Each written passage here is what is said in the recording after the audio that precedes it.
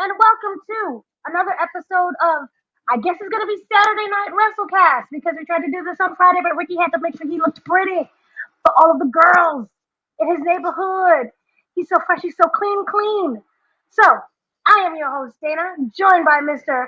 So Fresh and So Clean, Ricardo Negron, or Black No, no, Ricardo. no, you got it. You totally got it. Yeah, thank you. Yeah, looking forward to this special edition of Friday Night WrestleCast, Saturday edition, as you said. Yeah, We're doing this hours, literally hours before WrestleMania Night 1, which no one really seems excited for. Yay, Triple H. I think So, we've put as let's just, much. yeah.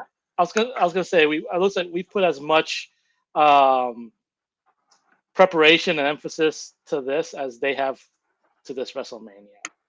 But We had to you know, work for but 2 extra weeks. Brr. yeah. Uh, Yeah, this doesn't seem very, like, happy. Not happy, but exciting. Usually it's like, this is WrestleMania Day, woo! None of I that. I I have mean no snacks. I'm still looking forward to it because it is WrestleMania, and there Mhm. are going to be a few matches that we're going to talk about that I'm actually really looking forward to. But it seems as if they kind of like lulled their way to sleep on their way to this thing that they just figure like, oh well, I mean this is WrestleMania and this is in Las Vegas, so we shouldn't even need to try to get you excited about it. That's kind of how I feel. But let's be careful what we say because criticism's not allowed anymore. I don't know if you got the memo about Oh, that. gosh. We wouldn't want to Criticism is make not anyone. allowed anymore? We wouldn't want to make a certain Hall of Oh, Famer upset. You know. Yeah. just go back to your mom's basement, because that's all that matters anyway. Good Lord, this has been a disaster of a WrestleMania run from just also a PR standpoint. Such a disaster. But yeah, let's go talk about the big show, no pun intended, of the night, which is night one. So we don't know the order yet, I believe. Maybe we do, maybe we We don't. we know the two matches that are going to start and the two matches that are going to end, but we don't know the order in between. Okie So like, dokie. It's a so roll of the it's dice. It's a it. gamble. I was going to say Gunther versus Jey Uso will open up night one, so we know that, and then we know what will Hmm. close it out, and we'll get to that later. But yeah, Yes, either we way, will. So for me, let's start off with number uno. That is Gunther. I can't call him Gunther. That's just so American. Remember, this Gunther. man is from Germany. That is Gunther versus Jey Uso in a match that no one seems excited for except for Jey Uso. But don't worry, you can yeet along the way. So, what are your predictions for this? I'm not gonna lie, they tried their hardest to build something to make us care. Gunther is the heel, and he's been healing. I feel for me like he's kind of that giddy heel where he adds a little personality, a little charisma to it while he's murdering you. So, what are your thoughts on this match? What are your predictions? Yeah, this is one of those matches that that I'm looking forward to. I think that they've both done their part as far as building it up. Um, and I was a little skeptic at the beginning because this is a matchup that we've already seen. I want to say twice at this point, um, and I think it was or was it three times? I think it's like Maybe like over three. two, over three, whatever. But we've seen this matchup, and Gunther's won it all those times. And we had the Saturday night main event where Gunther retained. So when Jay won the Royal Rumble, it's like, oh boy, we're gonna get this again. How are they gonna build this up? And I thought in recent weeks, specifically when Gunther pretty much murdered Jimmy Uso, I was like, okay, I think we're in business now. Now it's got like when Jay says it's personal, now I can believe it, because I wasn't really buying this whole like, oh, I'm insecure and I don't know if I'm gonna be able to beat this big monster. I'm like, come on, Jay, you got all this confidence. I'm not buying this bull. But then seeing all this, it's like, okay, like now they're doing a good job of building up that matchup, and I'm gonna predict Jay wins it, and I'll tell you why, because it's the first match to open up WrestleMania. You want to open up with a feel good thing.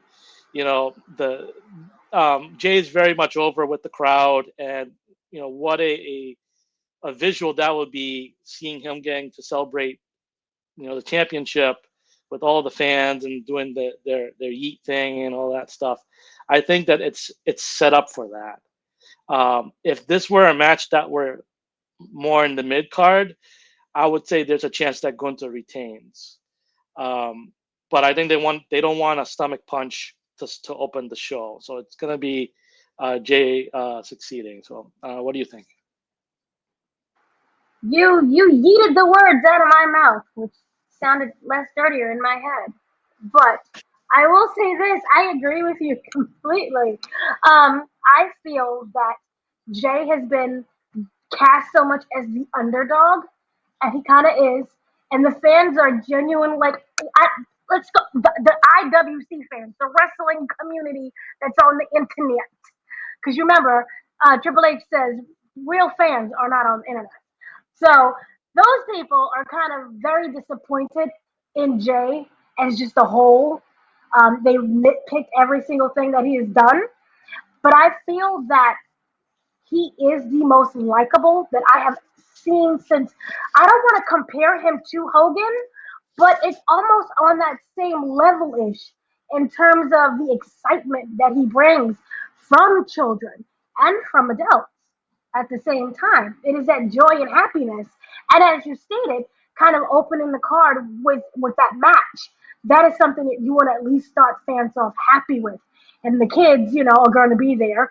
Whomever paid those $10,000, whatever, God bless. But those people and those kids are going to be there, and I think that is what's best. And I am slightly tired of their pairing, even though it's not like 10 times. I'm tired of it. I think even Gunther is doing such a wonderful job as heel. He can continue that just in general right now. I like when he's randomly throwing his shirt in the audience and knocking kids over in the head by mistake. I'm all for that. So I like the trajectory that he's going on. And also on top of that, he doesn't need that. Also, Gunther is such a phenomenon and so amazing in his own way and such an impactful wrestler. He doesn't necessarily need the title right now. So let that happen with Jay. And I'm kind of wondering, and we'll talk about this when we get tonight too. This could be a bloodline celebration just in general for the people who are in their matches. So for me, I have to go with Jey Uso. So yay, match down. So then we're gonna continue on with. I know you're very excited about this, and you definitely did not find out about this match at the last minute because they did such poor planning of trying to promote this. The Viking Raiders, Erik and Ivar, who are the champs, in case you didn't know, versus the New Day, Kofi Kingston and Xavier Woods, minus good old Big E, because remember, they yeeted him out. They're the heels of the company. Yeah. For me, I think that New Day is. I feel really bad for them in the sense that their heel turn and breakup was something that maybe 10 years in the making. I could be a little bit wrong, but it feels 10-ish years when they first debuted. And to have them break up, like now, it would be maybe a little bit over. Remember they wore the little choir shirts? They had the little choir thingy on. Anyway, Oh yeah. so I feel that their breakup has been botched so terribly. Like it was something that was like, oh no, what are we doing? And then it's like, I don't remember anything anymore. It wasn't that consistency. whomever was writing for them wasn't doing their best. If they were writing for themselves, y'all needed some help because it just didn't feel good. It didn't feel authentic. Yeah, it just wasn't something that really captivated me. And we'll get back to another person who was supposed to be healed that's doing nothing for me as well. But I feel that somehow they just got lost in the whole shuffle of things to the point where putting them in this match kind of felt last minute.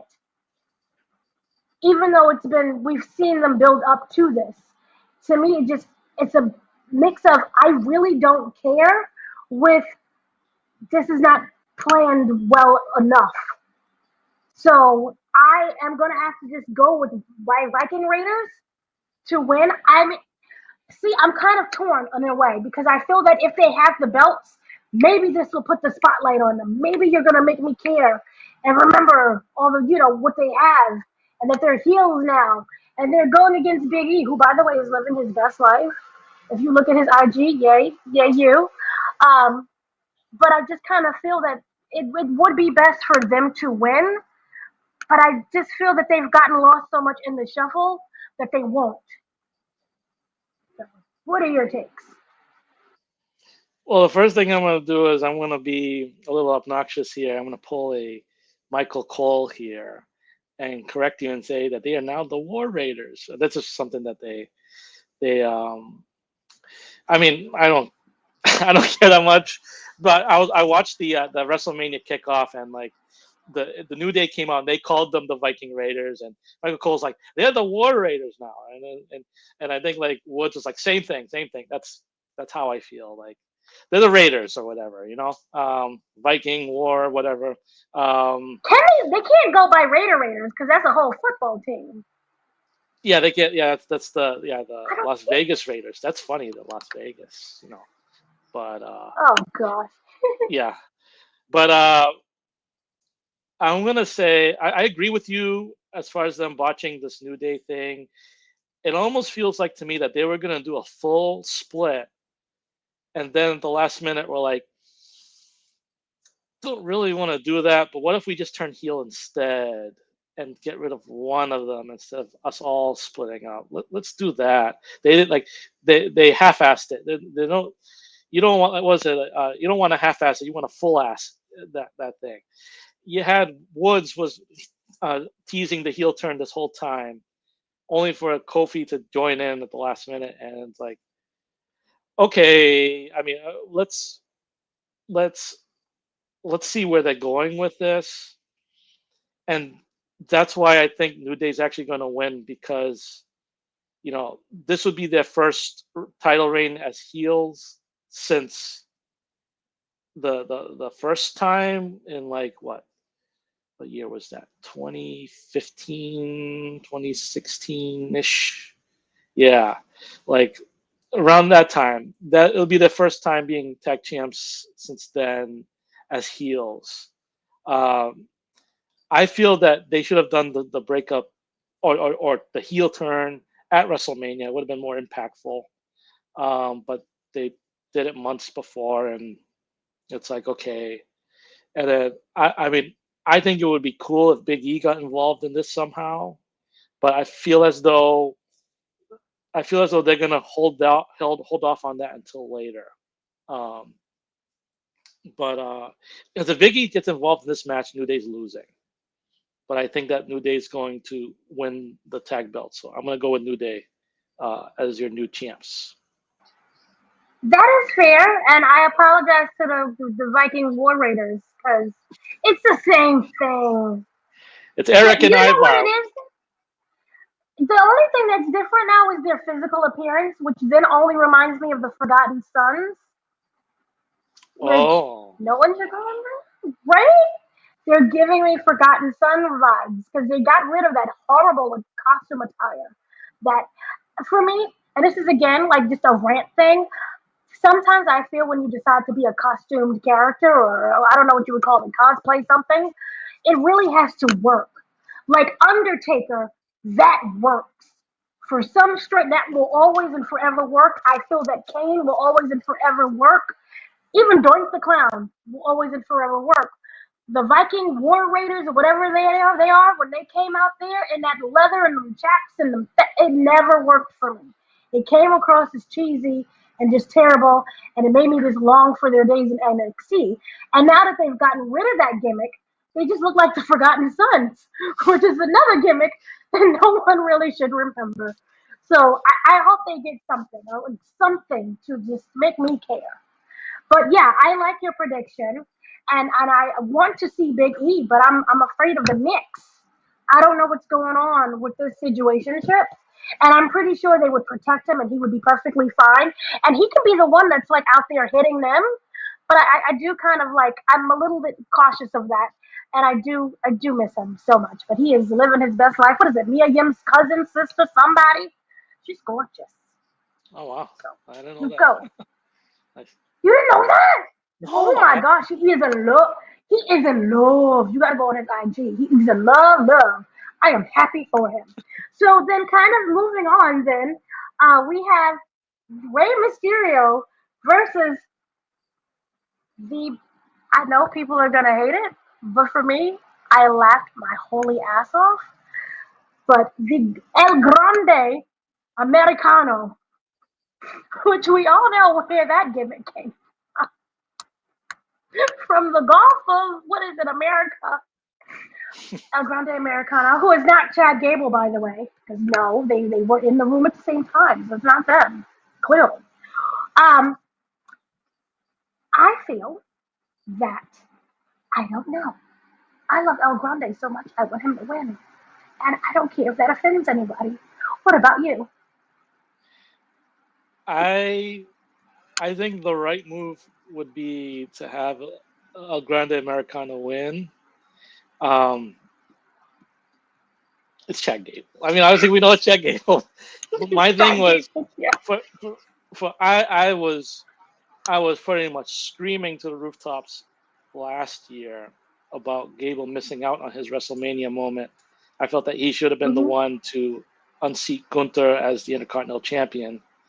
Um, and I was afraid for what would happen to his career once they turned him heel and him becoming kind of a comedy jobber and what have you.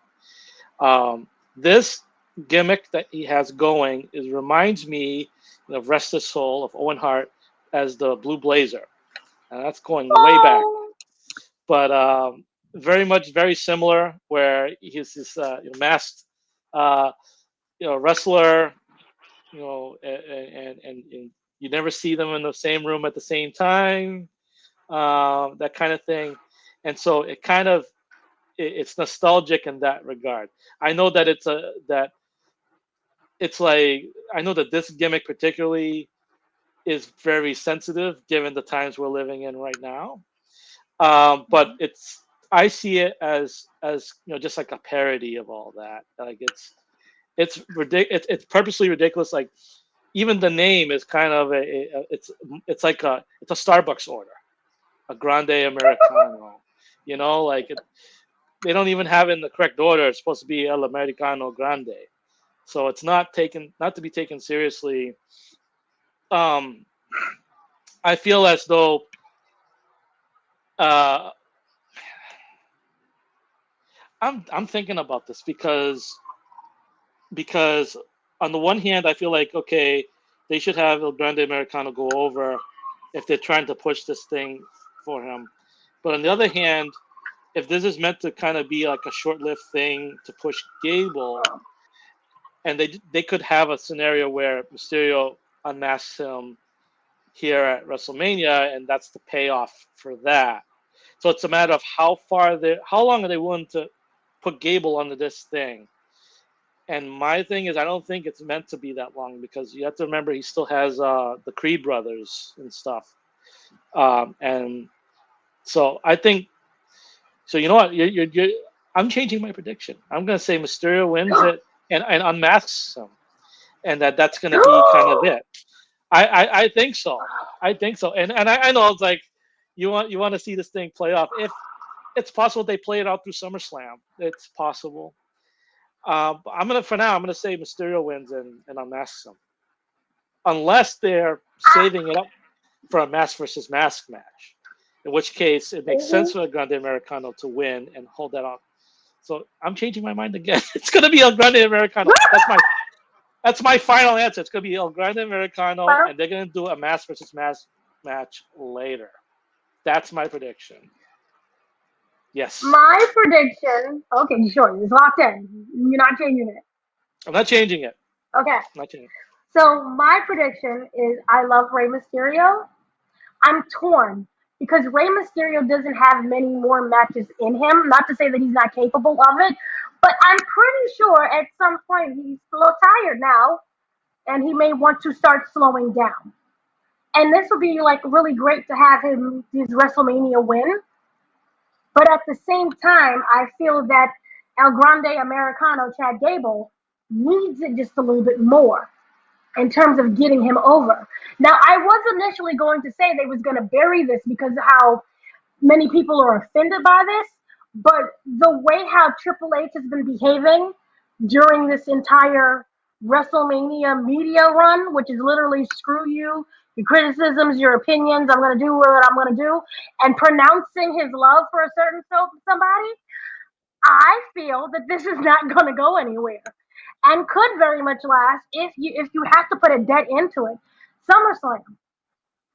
El Grande, just the way he dressed, the way he looks to me is like summer. So I want him to be at the full cover of SummerSlam. He gets the whole huge poster. Um, yeah. So my prediction will be that it's El Grande Americano. He is not unmasked. He's perfectly fine. People are still frustrated because it's him and they know that it's Chad Gable, but it's not him. And I just hope that this match and his run as El Grande Americano ends better than Blue Blazer. Rest in peace, because that didn't go very well. So that is kind of my prediction. And I genuinely hope that I understand it's very sensitive, and I'm not saying I don't see why people see that it's very sensitive, but sometimes just laugh. That's all. A little chuckle. El Grande Americano, as you stated, it's a Starbucks order. You know, it makes fun of the ignorance of El Gringos. It's just funny.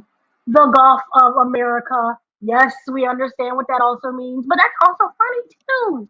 It's funny. And I say that as someone who clearly would be deported, as well as you. So, yeah.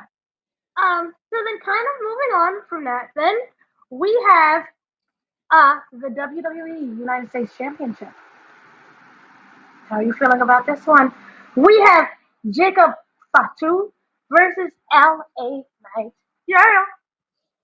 Who to me is El Generico Stone Cold Steve Austin. So I will just say for me, LA Knight needs this more because he was supposed to have a win many WrestleManias ago. But we all know how that went. I'm pretty sure it went from a just do this one favor for me and I promise I got you next time. We're gonna hear those stories in probably the next 10 years. So he needs this. And Jacob Fatu, for me, I feel that LA Knight will win by literally just a miracle because Jacob Fatu likes to murder people and he will murder LA Knight. And I think he gets joy in murdering people, which is why I love when he's like regular person Jacob and he's like playing the piano and he's with his kids. And he's like, I love my wife. But he is a beast. He scares me. And that's a good thing. And I feel that no matter who wins, this match is going to be amazing. And it's going to be a hot mess in terms of somebody is getting hit with tables and chairs and ladders and maybe even a baby at this point.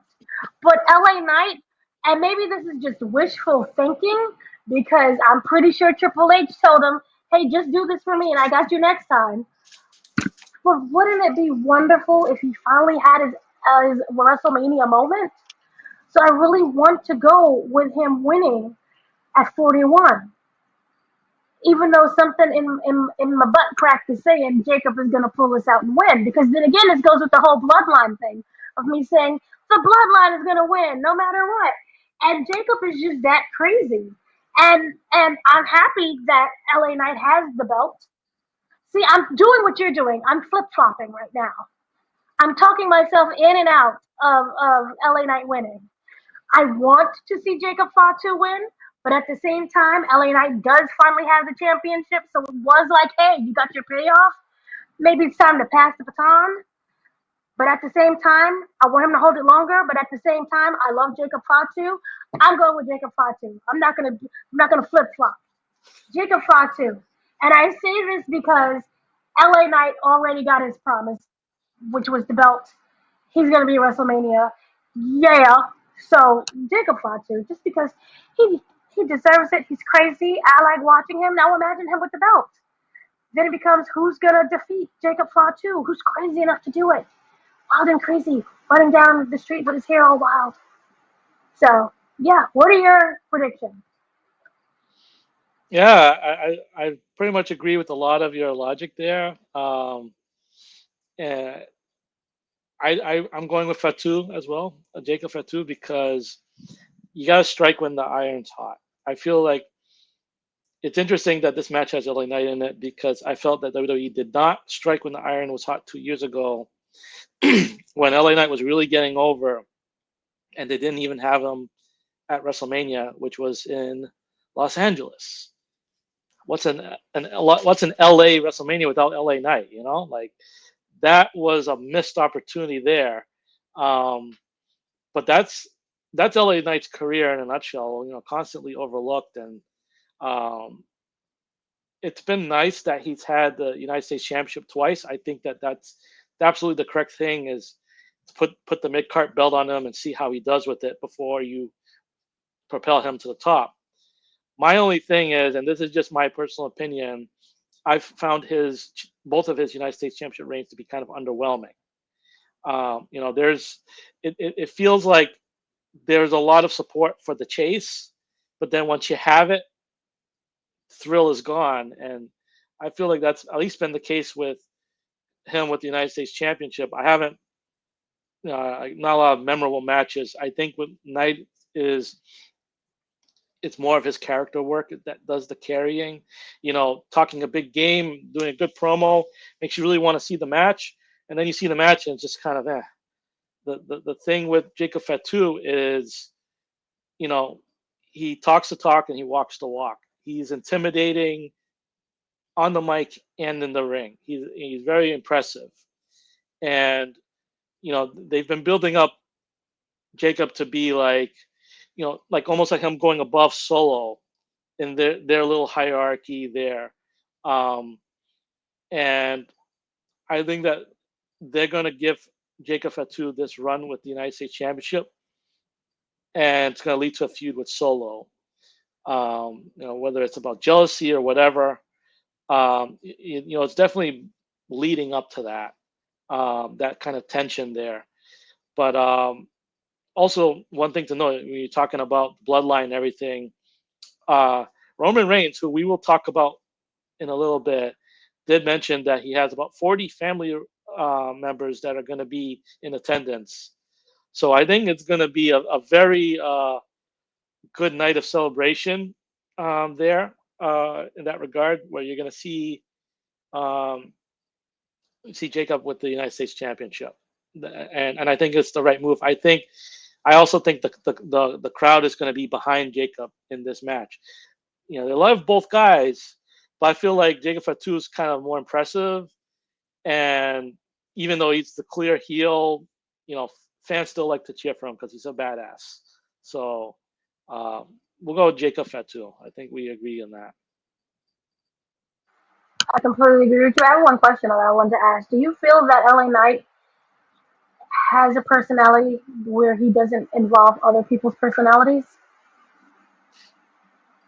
Because you think he incorporates too much of like Stone Cold and The Rock with this thing? Yeah. I mean, I don't know because like before he was LA Knight, he was Eli Drake, in TNA and NWA and all that. And as someone that's a big John Moxley fan, I remember seeing promos from the Moxley and LA Knight's time when they were in the Indies before they ever were in WWE or wherever. And I thought that LA Knight was a good promo even back then. Actually, his name I think at the time was Dick Rick. That was actually his wrestler name. Um, and he was a good promo, even head to head with Mox. And I'm sure that there's a lot of influence as far as who he goes by. But I mean, you could say the same for a lot of other wrestlers too. Um, I don't know. Like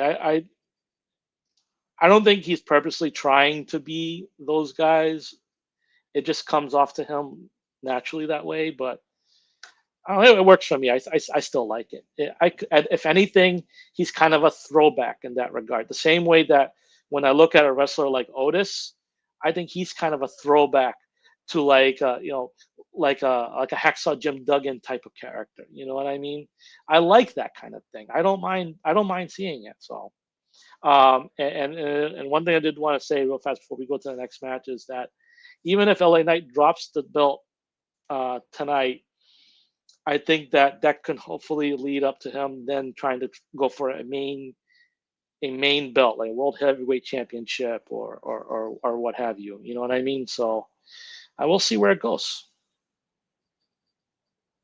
All right, then. So then, moving on is my favorite match of ever, maybe that has ever existed.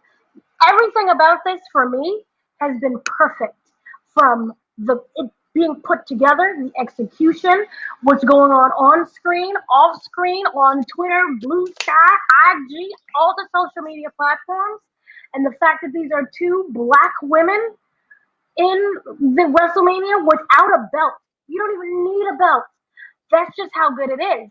And sometimes we forget we don't always need the belt to have a feud. We could just genuinely hate each other. And to me, Jade Cargill versus Naomi is the greatest thing that has ever happened in Triple H's run right now.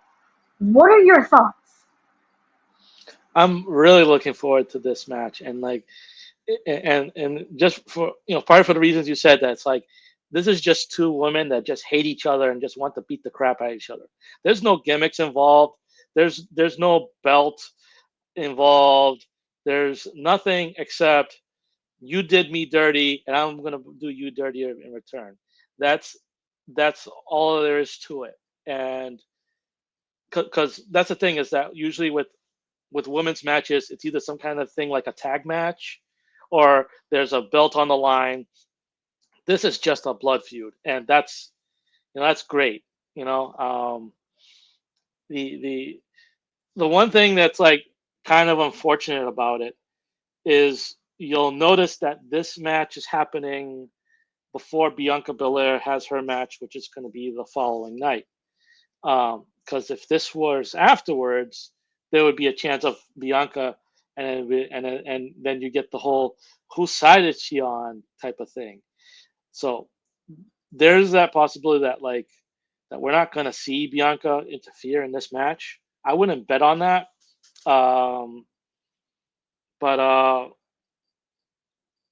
I man, like common like logic tells me Jade's going to win this match. Um, I just think Jade's going to win the match. Um, I'm just curious where they go with it after that, like where this feud goes, because like I can't imagine that this is going to like be the end of it. You know what I mean? That there's going to be more to this. But for now, yeah, for now I'm going to say Jade wins. Okay then. Yeah. So for me, this is magical.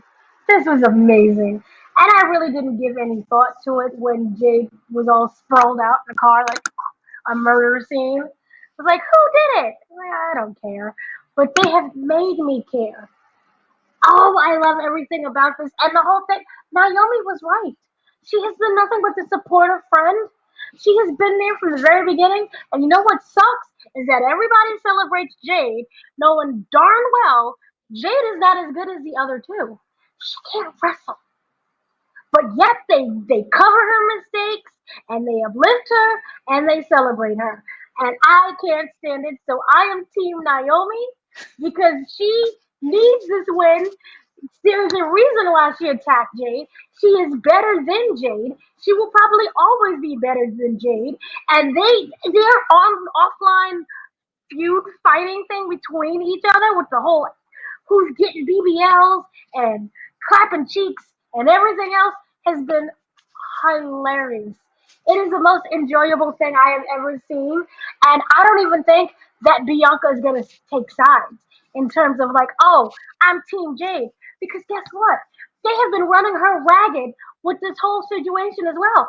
She's just been a supportive friend, trying to help everyone and figure out what's going on. Nobody's returning her calls. She's just left out on the whole thing here. So I don't even want her involved because this is personal right now. But if she does get involved, she better be Team Naomi because Naomi has been there from the very beginning. Oh my gosh, and you know it was so sad. Bianca abandoned her when Jade went and attacked her, and she was like, Bianca! And then she slammed her into the ground. I love this match with all my heart. I'm sorry, I'm ranting, but this is my heart right here. This is the only reason for me to watch WrestleMania. Naomi has to win. I understand that Jade winning something would be great. You know what I just want from Jade? I want Jade to do more than 3 moves, which she has been doing. I know that she is working with, oh gosh, it's someone. I forgot who it was. But they did a whole document, like a mini documentary on who she's been working with, and it's been great. So I want her to, give us a match. A match. And of course, Naomi has to win because y'all have been overlooking my Naomi the entire time. And her losing further proves the point that y'all have been overlooking Naomi this entire time. I need for her to win, and when she does win, I need the whole bloodline to come out and celebrate as well. Because she's a part of that family too, darn it. I'm sick of this. Where's Ava from NXT? Have her come out there too. Be like, yay! But this has been incredible.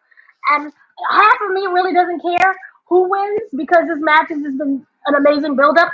But Naomi, she has to win. Come on. You're gonna let Jade win? Jade? Jade who botches it she blinks her eyes, she botches. I And I mean, know she's gonna have her daughter there. I mean, Yeah. I could see Naomi winning if they're trying to like extend this feud and have them trade wins and things like that. Um, I just feel like Jade's the one that they're backing more in this, and that Naomi's heel turn is really just kind of like, how do I put this? Kind of like She's not a heel. She's frustrated. she's got a very evil smile with her when she's talking about when she's doing that. She may not be a heel, but she's lost her damn marbles. That's for sure. But I like to see it. I like to see it because it's a different side of Naomi that we've never seen, at least in WWE. I'm really digging it. Like, um, so even if whether she wins or loses, I don't want Naomi to be pushed to the side. I want her to continue to be a factor in things. Like Mm-hmm. have some caution or whatever it is that she wears. With her. But yeah.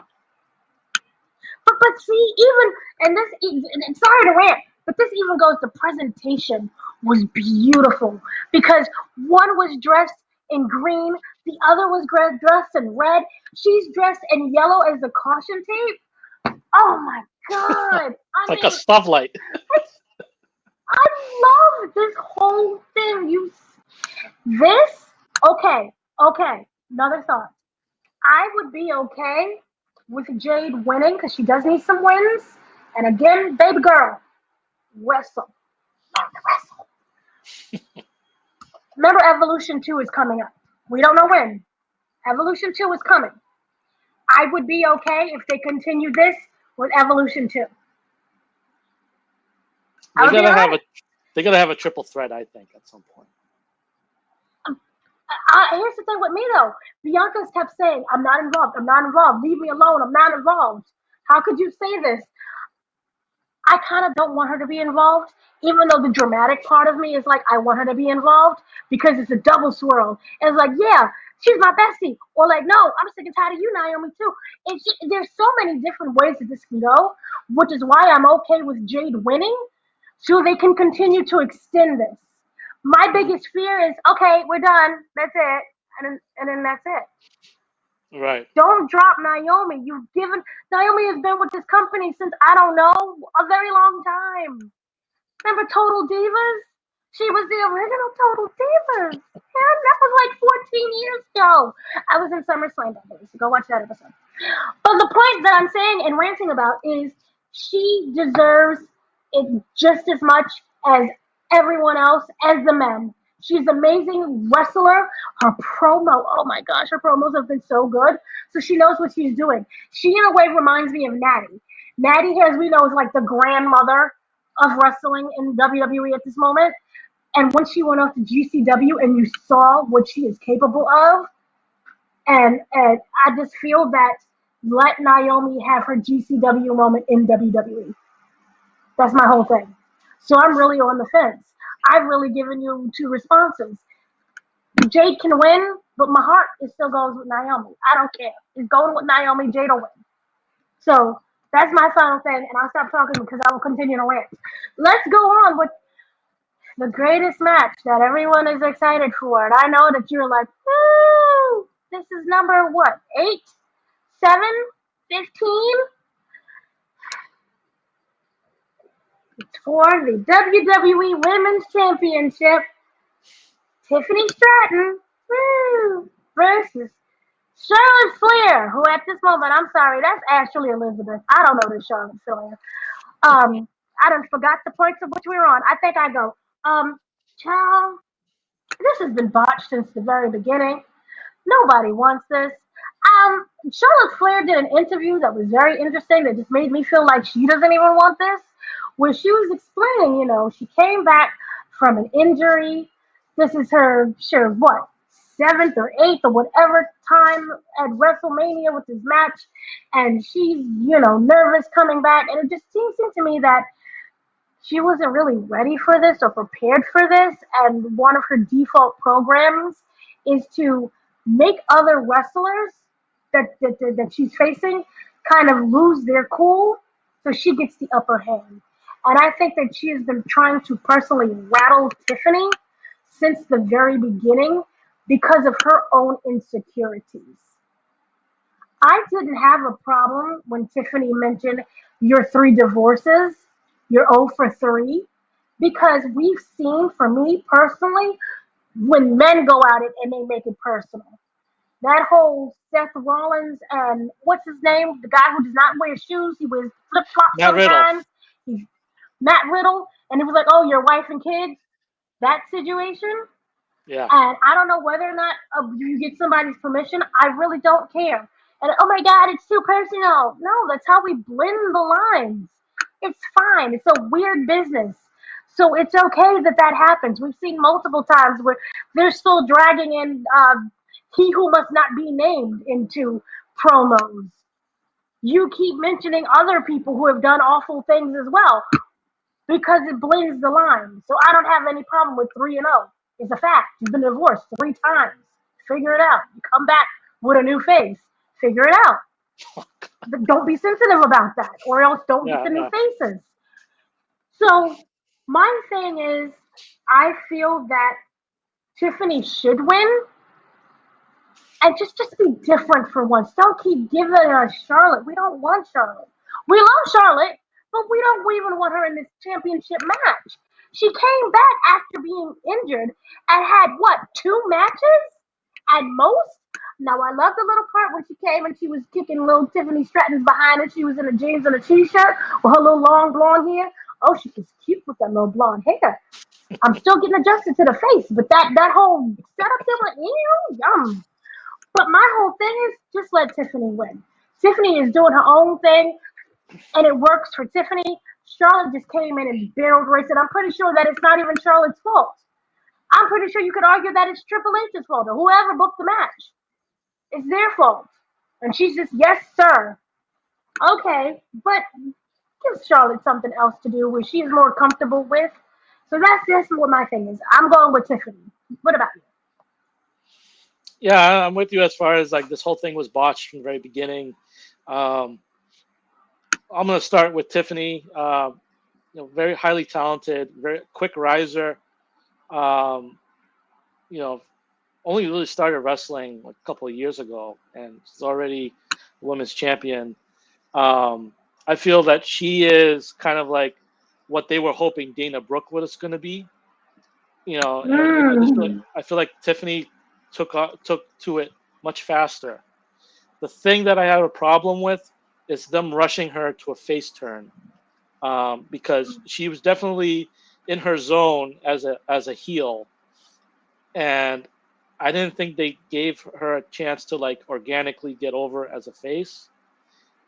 They just kind of rushed it with the whole cash in on Nia Jax, and now all of a sudden she's babyface and she's gonna face Charlotte Flair right away at WrestleMania. Like, I feel like that's too soon, especially considering the way Charlotte does her promos. And like you said, she Charlotte gets uh, rattled very easily. So her thing is to try to rattle her opponent, uh, interrupting them while they're speaking, all kinds of stuff like that. And it's like it's very catty, very unprofessional. This is the Carney business, and like you said, like nothing is off limits if it's like going to be something that's going to get a reaction and get people invested.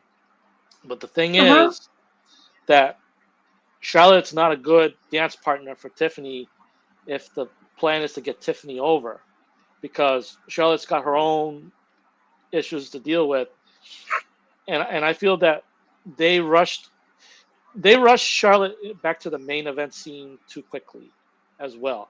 Like, I guess they figure like, okay, have her return at the Royal Rumble, after missing a year to injury, and I guess she or the company or both were hoping that the fans were going to support her for that. But her Mm-hmm. winning the Rumble right away was kind of like, oh great, this shit again. That's kind of what it felt like. Instead of having her come back and earn her way back up to the top. Like start again from the bottom. Like, when you're Charlotte Flair, you don't ever really start from the bottom because of the resume she has and all that. But come back, get some wins, get the fans behind you, and maybe get your way back up there. For her to just right away go in, it's like, all right, it's nepotism. You know, like, oh, Triple H was buddies with Ric Flair. Of course, he's going to support Charlie. Like that kind of stuff.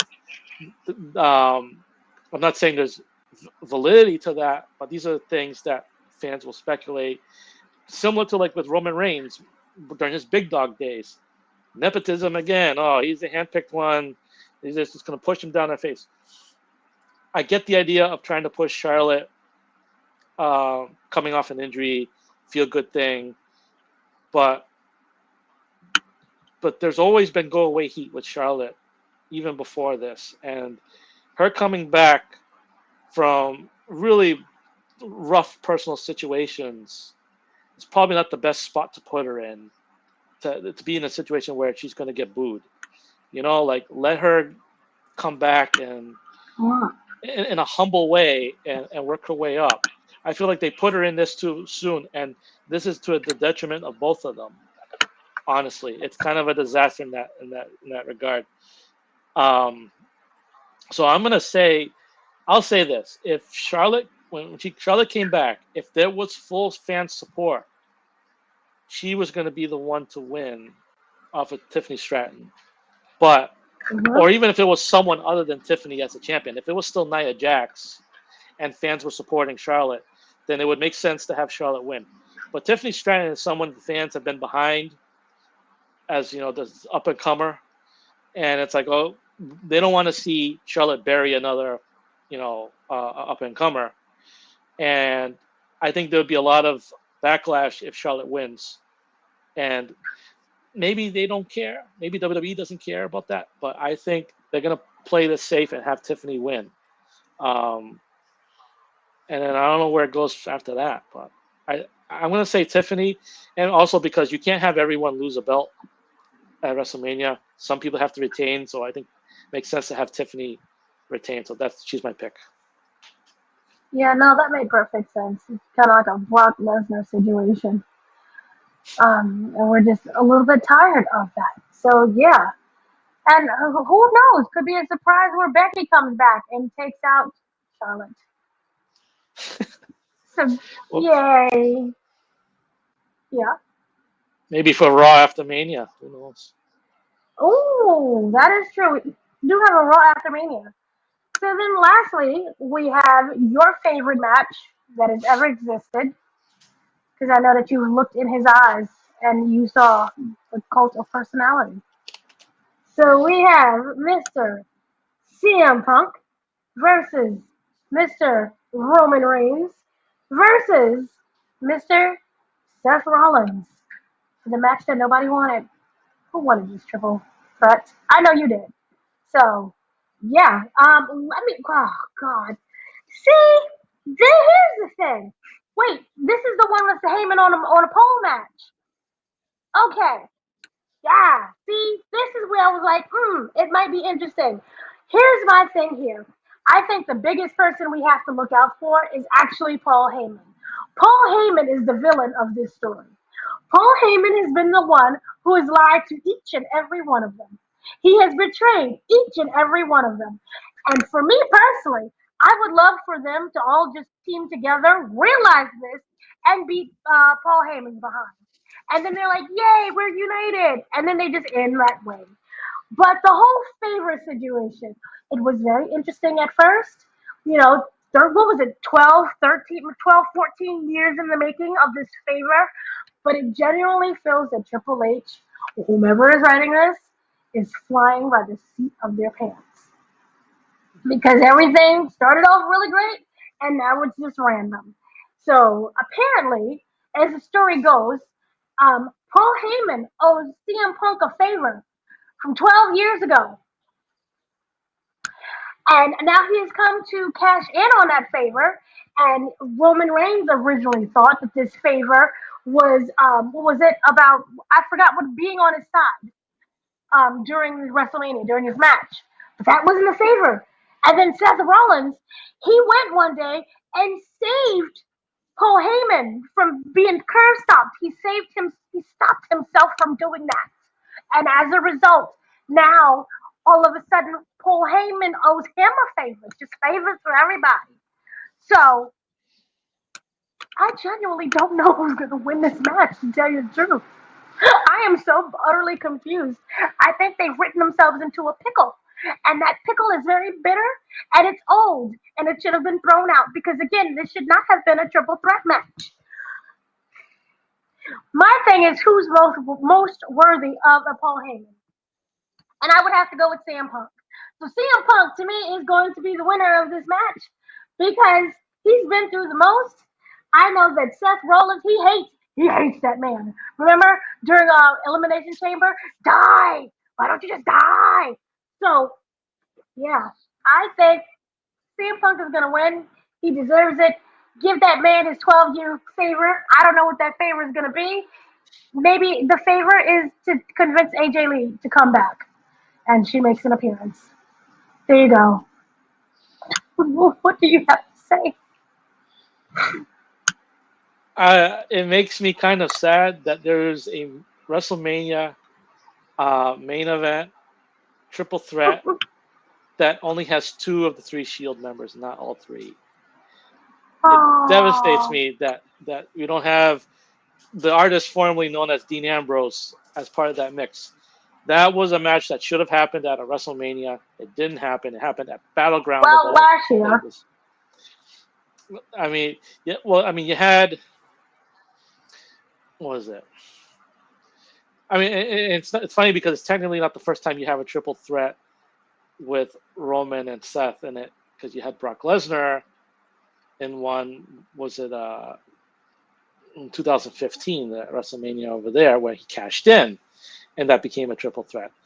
But this match, here's the thing: CM Punk's he's already won by virtue of being in the match because it's a main event.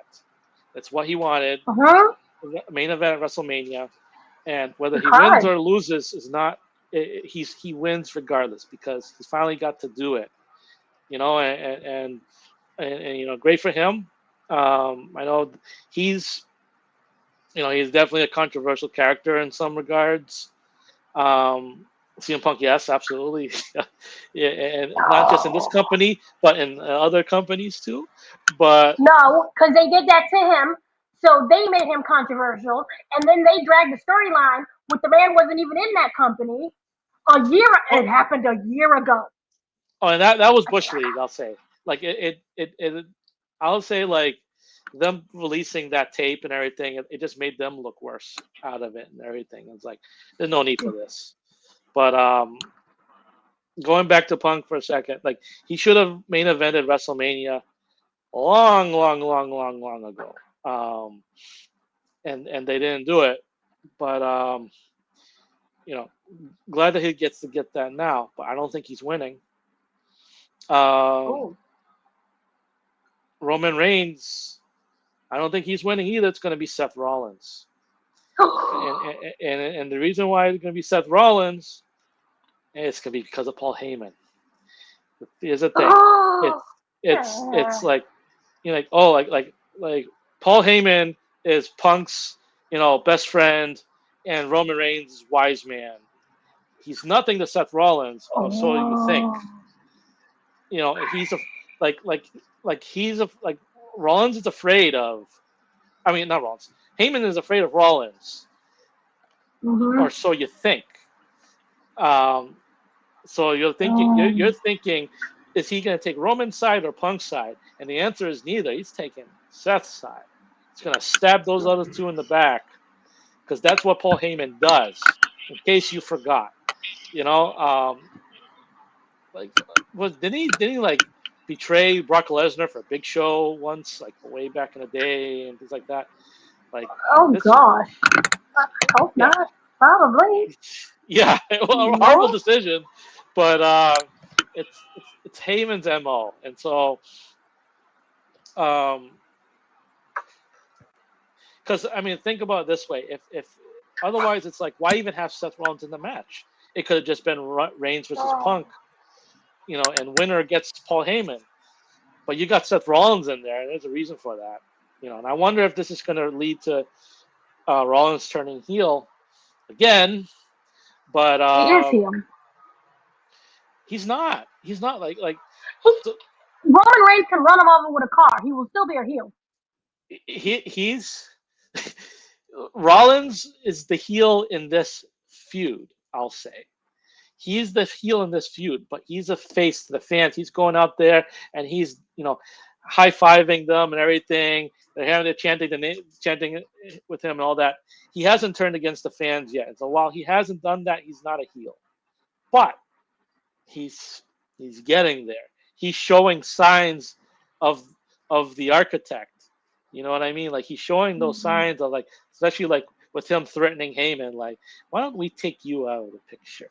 Why don't we just do that? And like his jealousy or whatever it is of CM Punk is going to be Hey, what's really fueling this thing.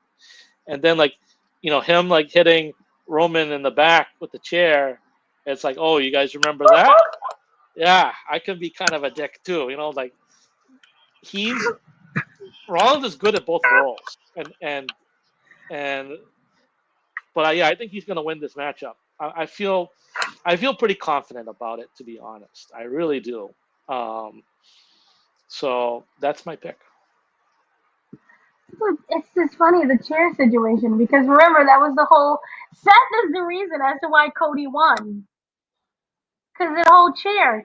Remember Roman saw the chair and he reacted. He was triggered and flipped out. And then my guy, you let him hit you again this time. You didn't catch it. This is hilarious. I love the little tiny moments like this.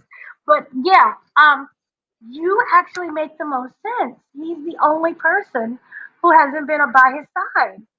He doesn't need Paul Heyman, technically. He doesn't. And that would make that makes the desire even more. That makes it greater. He doesn't need me. I choose to be with him.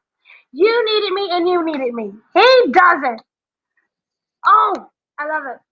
Look at you. You won. You're officially the writer. Backlash is going to be amazing when you write all of this. So I think that was all 7 matches. That's 7. That's So night one. Yeah. woohoo! That is complete night one. Any final thoughts on night one? Any surprise appearance predictions aside from AJ? Uh, I mean, that I'm sure they'll have some kind of segment between matches or whatever.